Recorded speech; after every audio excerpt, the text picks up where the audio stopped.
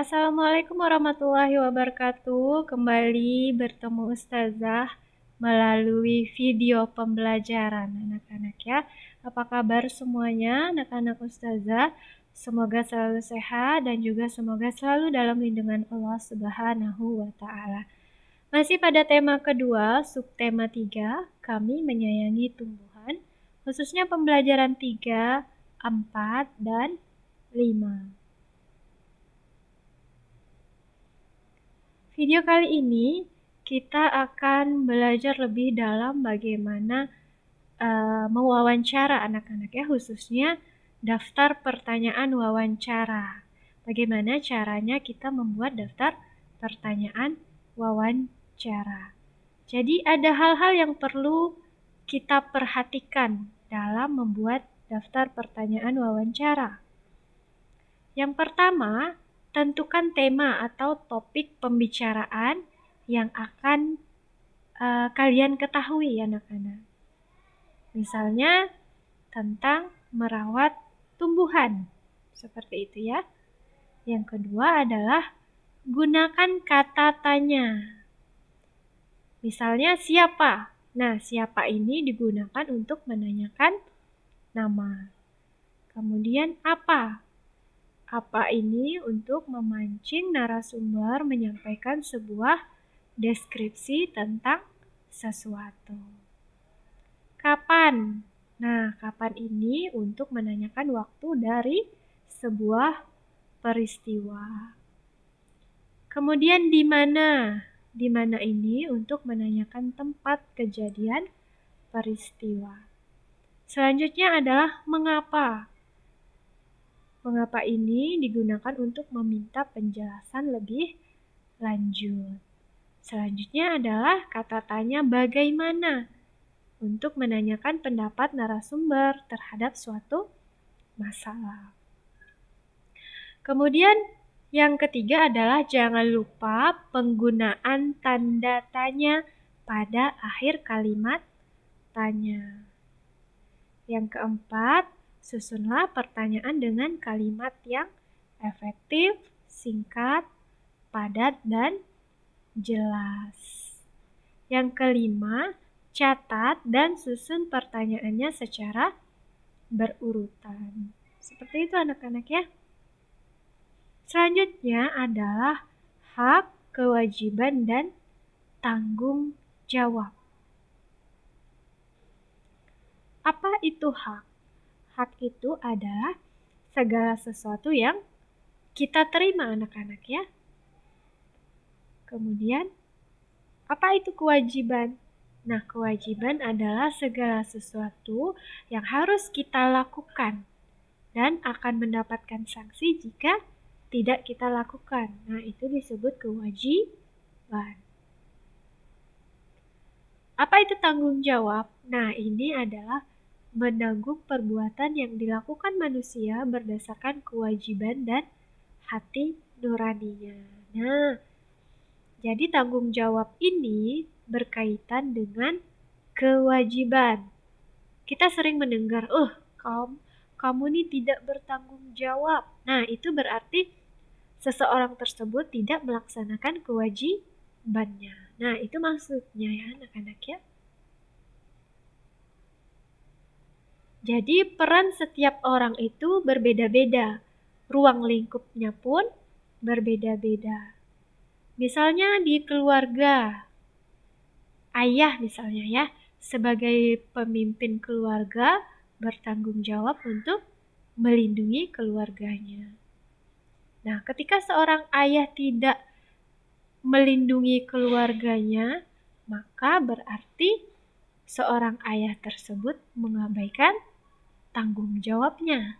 Seperti itu anak-anak ya. Semoga bisa kalian pahami ya. Kaitan antara tanggung jawab dan kewajiban. Selanjutnya misalnya seorang pemimpin negara. Presiden misalnya kita ya.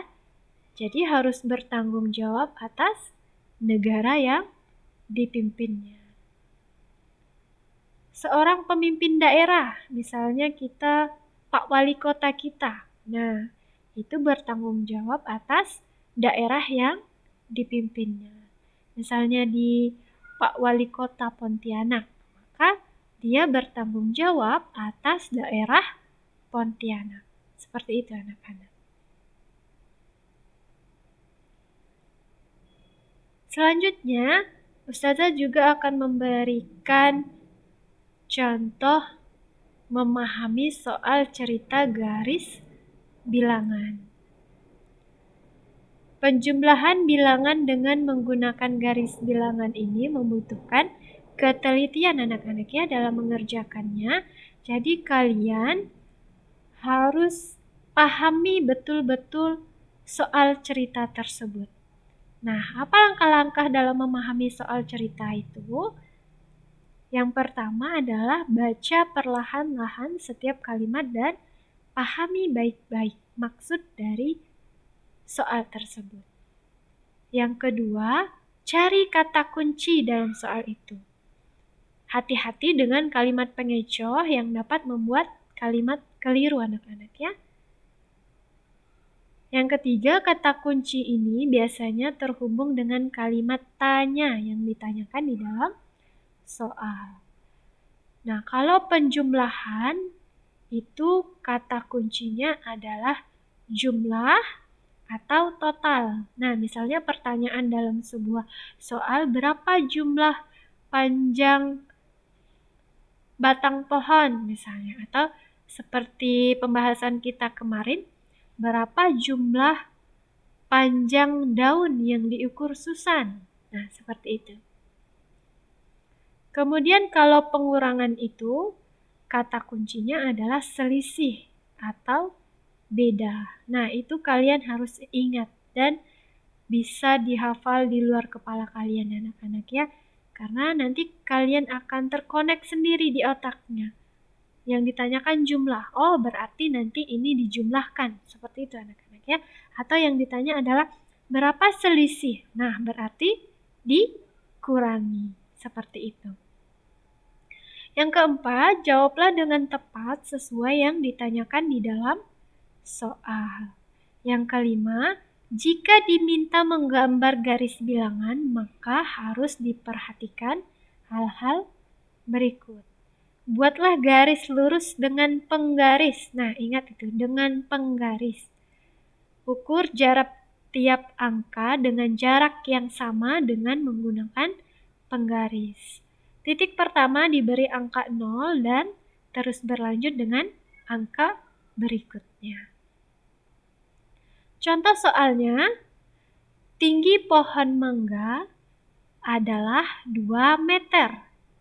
Nah, ini kalimat pengecohnya anak-anak ya, karena ini bukan hal yang ditanyakan di dalam soal. Tinggi pohon mangga adalah 2 meter. Panjang rata-rata rumput gulma yang tumbuh di bawah pohon mangga adalah 5 cm. Sedangkan panjang rumput gulma yang berada di bawah pohon jeruk adalah 7 cm. Berapakah rata-rata total panjang rumput gulma tersebut? Gambarkan dengan menggunakan garis bilangan. Nah, di dalam soal ini ada kata kuncinya yaitu total. Berarti dijumlahkan anak-anak ya. Apa yang ditanyakan? Panjang rumput gulma. Kita kembali lagi ke soal. Panjang rumput gulma yang pertama adalah 5 cm. Sedangkan panjang rumput gulma di bawah pohon jeruk atau rumput gulma yang kedua adalah 7 cm. Berarti yang harus kita buat garis bilangannya adalah 5 ditambah 7. Nah, di sini sudah ada garis bilangan. Yang pertama adalah panjang gulma pertama adalah 5 cm. Maka kalian harus menarik dari angka 0 ke 5. Coba kalian hitung. 1, 2, 3, 4, 5. Seperti itu anak-anak ya. Panjangnya adalah 5. Kemudian, karena ini yang ditanya adalah total, maka ditambah nanti. Panjang yang kedua adalah 7 cm.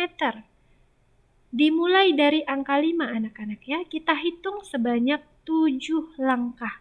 1, 2, 3, 4, 5, 6, 7. Berarti dia menuju ke angka 12. Sehingga kalimat matematikanya adalah 5 ditambah 7 sama dengan 12 cm. Jadi total rata-rata panjang rumput gulma adalah 5 ditambah 7 sama dengan 12.